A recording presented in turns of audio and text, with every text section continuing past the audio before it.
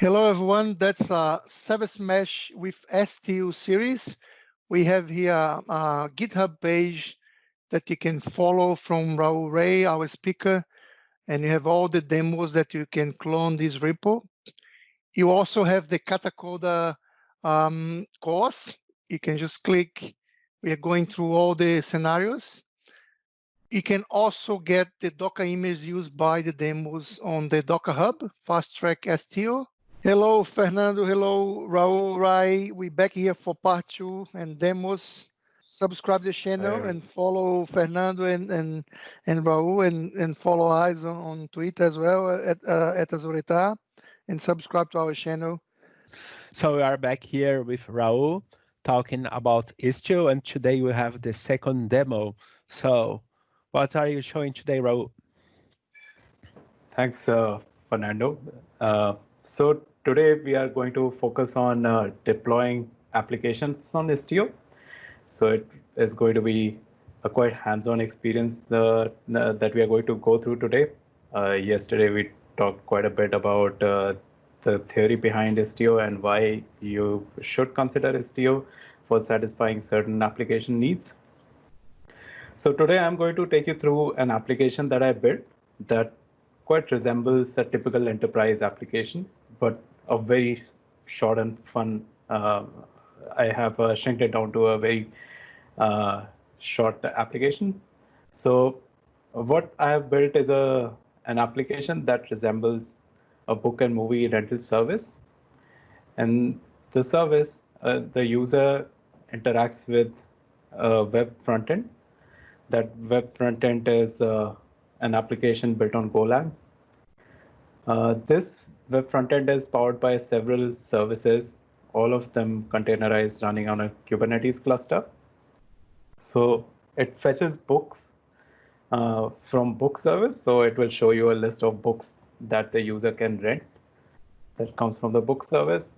Assume that this organization already had an application running for quite some time, and they used to use a legacy service that they have now put behind the more modern book service in order to surface the old information that already used to exist in the system. So for fetching legacy books, the book service sends a request to legacy service and simply forwards that request back to user interface. And this organization now also wants to get into the business of renting movies. So they have built a service for surfacing movie information, a catalog of movies that people can rent, and that information is serviced through movie service. This movie service again has the two versions of it running independently. So V1 of movie service, which you can think of as the existing application requirements of the enterprise. It only serves kids movies. And V2 of the service is a more recent version of movie service that application that the enterprise has built that also surfaces movies from other genre, for example, action and thriller. So there is a clear segregation between V1 and V2 movie service. To demonstrate that Istio can function on services that exist even outside your mesh, I have built a service on Python and deployed it on an Azure Container Service, which in the diagram can be seen as the independent service. So this independent service serves both books and movies, but from an external provider. So just like there are in-house books and movie service, the user interface directly talks to the independent service in order to fetch books and movies from a third-party system. So what we are going to see now is how you can inject sidecar to your application. There are two ways of doing it. One is the automatic way. So you can inject a sidecar to your service just by making a label change in your namespace, which we'll soon see. The other scenario other way you can do this is by manually injecting a sidecar to your already running container. So why do you need these two approaches? So first one is fairly obvious. When you have a greenfield application that you want to onboard on your cluster and on the mesh, then you just enable Istio on your namespace. You indicate that whatever services get deployed to this namespace should have a sidecar accompanying it. That you can achieve by making this namespace level change, which will automatically start injecting any services that you deploy within that namespace. The second approach is much more for existing applications. So you have some applications already running on the cluster which don't already have a sidecar running. So you can use the Istio CLI tool, Istio Serial, to inject sidecars to those services. So if you're following along with us in this series, so what we are going to do is work our way through exercise number 2 on Katacoda. So you can follow along with us by working your way through exercise number 2. We are going to implement the exact same steps on our existing AKS cluster. So what I'm going to switch to is the scripts that we are going to run for deploying our services. Just if you want, you can go back to the architecture of the application slide. Here, what I'm going to show you are the specs that I'm going to deploy to the cluster. So first, we'll deploy only the UI, that is the front end of the application to the cluster, and we'll see how many containers get deployed.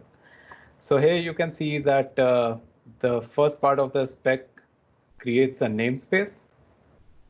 The second part of the spec specifies a deployment. Note that we are going to create only one replica of the service for this demo. If you are building a production grade application, then keep it an odd number for higher availability. And we have containerized our application and published the container on Docker Hub. So we'll pull the UI Docker image down to our cluster and deploy it, and it would be available on port 8080. Next, we know that in Kubernetes, every deployment needs to be surfaced through a service, which creates a DNS record for it. So the service that would expose the deployment that we create, the pods that the deployment creates, would be provisioned through the third part of the spec, which is this service. So now I'll bring up my terminal. Let's validate whether everything in our Istio system namespace is running fine by running this command. We see that all the Istio components are up and running. So what we are going to do now is apply the spec that I just spoke about. So I'll just copy paste the apply command, because I don't want to commit any mistakes here. So what you can see that by running this command, we created a namespace, a deployment, and a service that we just went through.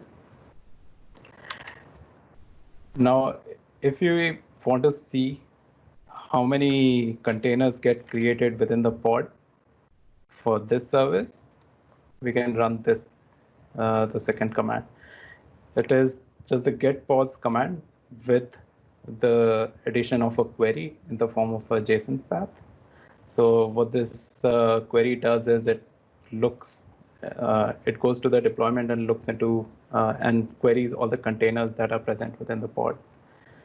For some reason, this query really messes up my custom UI. Might be a bug in it. So I will switch back to the tried and tested command terminal, where I already have this query in place. So if you see, there is only one container that gets created. That's because we haven't yet told Istio to inject a sidecar to our pod. Now what we are going to do is we're going to make a small change to our namespace. We will inject an Istio injection label. We'll specify a label named Istio injection enabled to the namespace. What this label would do is it will instruct any further deployments that get created, as in any more pods that get created under this namespace, it will ask Istio to inject a sidecar to all those pods. Now, one thing to remember here is that any existing deployments don't get affected if you make a change to the namespace. That is, if I deploy just this namespace spec now, it won't affect the existing deployments. We don't want that. We do want our existing the application that we deploy to have a to have a sidecar as well. So what we are going to do is we'll first delete the namespace, which will also delete the application along with it.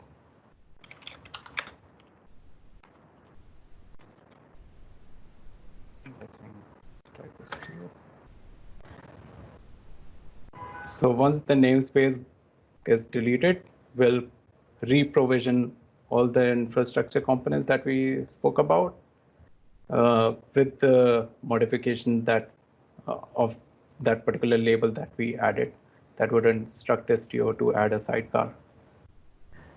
So now that we have deleted our namespace, let's re-provision our application. I'll just copy paste the new spec. And it creates the new resources, as we can see. So there is an interesting Kubernetes extension that is available for VS Code. What you can do is once the namespace gets provisioned, do a refresh. You can see that a namespace exists here now. Now you can set use namespace and we'll go to pods. You can see that this time there are 2 pods running. So when we execute the same command again, you will see that there are 2 containers created this time, in addition to the existing workload container, which is the book club. Istio injected another container called Istio proxy to our pod. This pod is a sidecar for our application workload. What a sidecar container, as we spoke about in the last video, is an interceptor. So any traffic that wants to reach the book club container, it first has to go through the Istio proxy sidecar. All the traffic policies and all the goodness of Istio actually live within the sidecar container. So if you want to enforce any traffic policies, simply apply the configurations that affect the sidecar. And only the traffic that matches the conditions specified and within the sidecar would be able to reach your workload. So now that we have seen that we have a sidecar running and our application is also now up and running in Kubernetes, how do we route internet traffic to our application? The answer to the question is to use an ingress gateway. So what an ingress gateway is, it is a service that exposes your workloads to the cluster. As you know that in Kubernetes, we have a load balancer service that is used to route traffic from the internet to the services.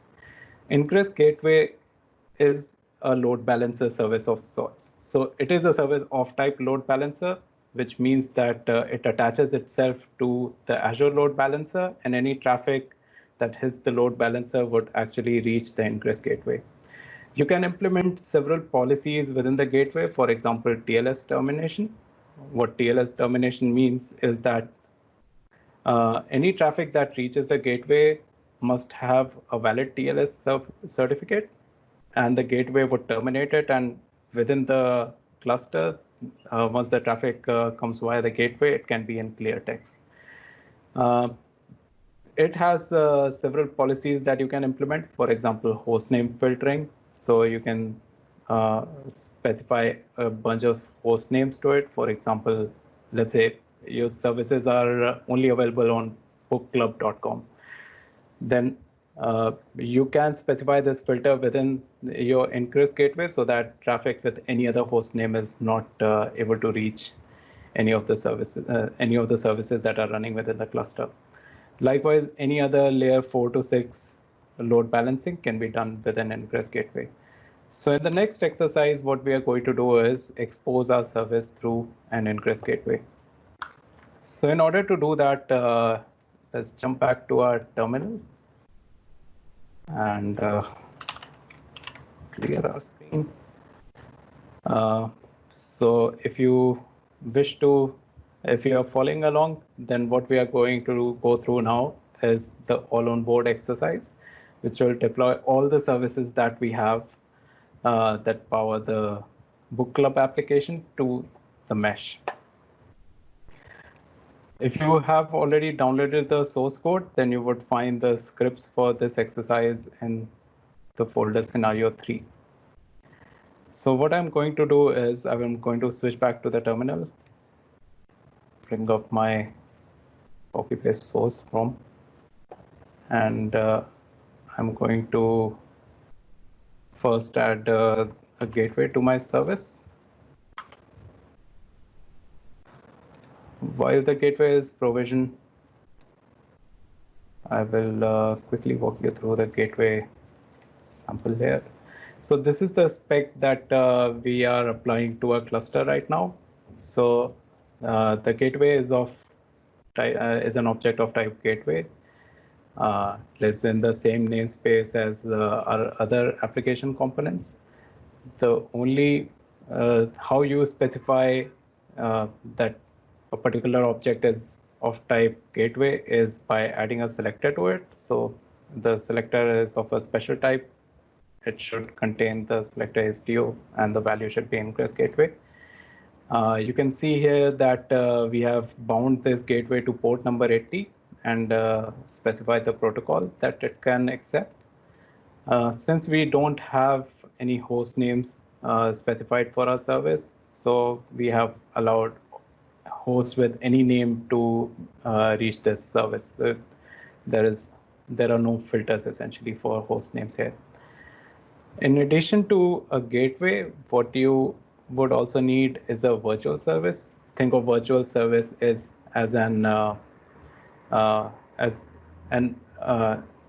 a broker between your gateway and your actual Kubernetes service.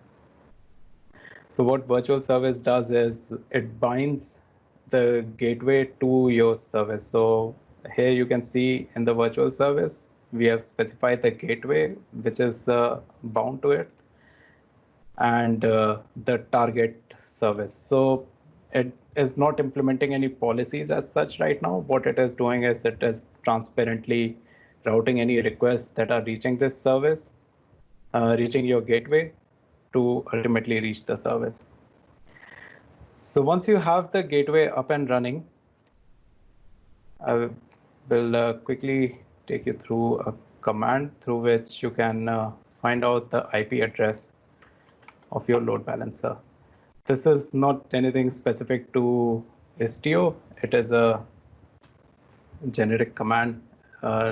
If you provision any other gateway, for example, Nginx or any other gateway service, then you would use a similar command to find out the IP address of the load balancer which you can reach.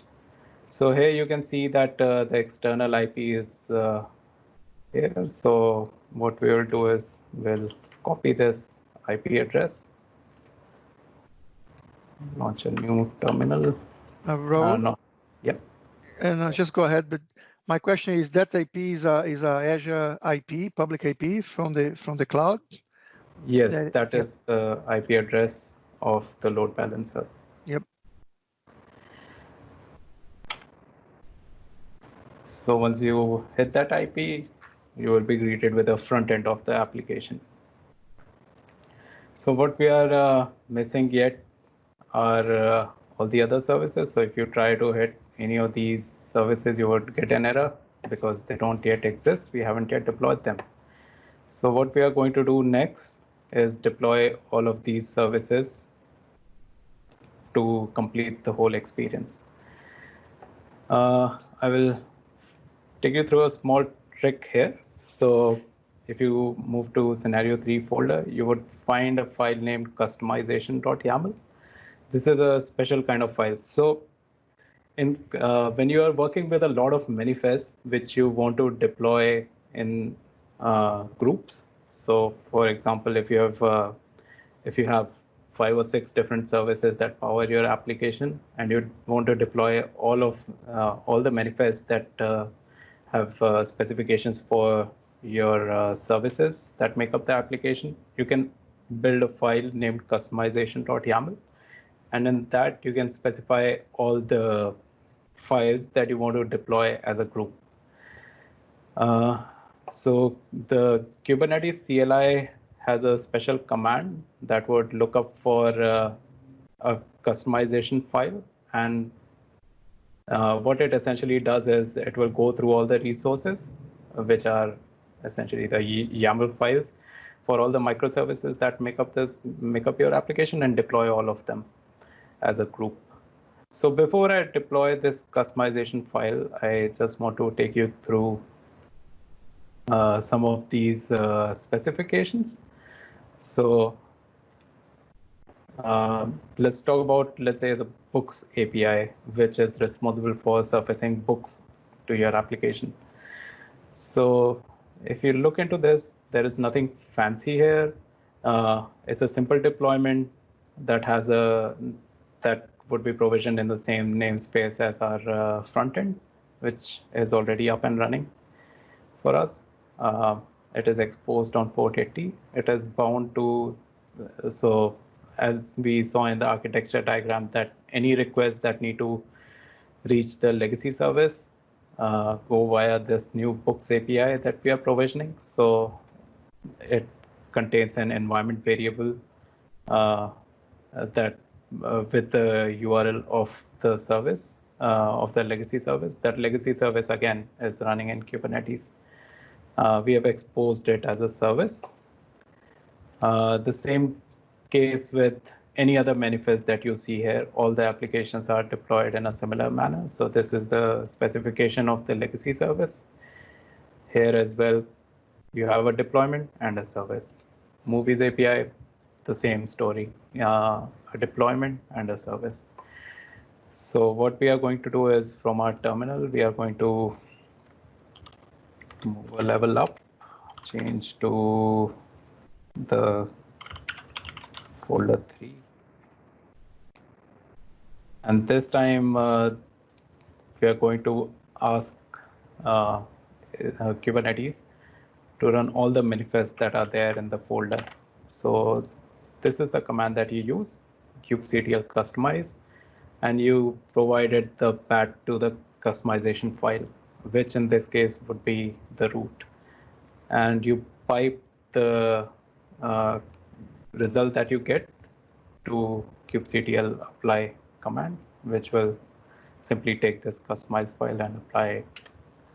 So once you hit enter, you would see that it will create a bunch of deployments. So I will again go back to the watch command, which we saw yesterday. So what this watch command is going to do is, every 0.5 seconds, it is going to execute this command and print the result on the terminal. So the command that I'm running here will actually query for pod status every 0.5 seconds within the namespace. So if you hit enter, you can see that all the services are running, but you can also see that there is one replica of each service running, and each of them have 2 containers in them. As we saw in a little while ago, that in addition to your workload container, you also get a sidecar proxy, which now means that our application should be up and running. So just to make sure, I'll refresh this screen, go to the books API, and see that books are here. You can go to a particular book, read a little bit about the book. Go to the movies service, the movies are there. You can see a brief description of each and every movie. The independent service is running outside the cluster altogether. It is hosted as an Azure Container Instance, and it has both books and movies in it. So very simple application. You can just click on a book or a movie and you can read about its description. The legacy service is served via the Books API. So whenever you send a request to the legacy service, you can see that it first goes to the Books API, and an endpoint in the Books API actually routes the request to the legacy service. Since it's a legacy service, it doesn't contain any descriptions of the books, and this is the UI experience that you get on the Book Club application. So this concludes our work through scenario 2 and 3. You can try out these applications on your own under Catacoda. The link would be in the description section. So in the next video, we are going to talk about how Istio is going to bring a much more powerful experience to how the traffic is routed within your system. Okay, thanks, Raul. Activate the notifications to watch the new videos when we post. And thanks, George, to host us on Azure Tar. And see you on our next video. Thank you, Raul. I really appreciate. Very good the demos, and we'll be back soon. Thank you. Thank you. Raul. If you want to follow Raul Ray, our speaker, just go for his blog, thecloudblog.net. There's a lot of blogs here, a lot of content. You can see links for his books. One of the books is the Istio book, just released a few months ago. It's a very nice one. I really like the Kubernetes one as well. Have had a look before. And also, Raul is one of our bloggers and mentors. There's a few blogs here on azuretar.com. Please follow our blog. And Raul is here as one of our main mentors. Thank you for following and helping. The community is all about helping others to publish content. Thank you.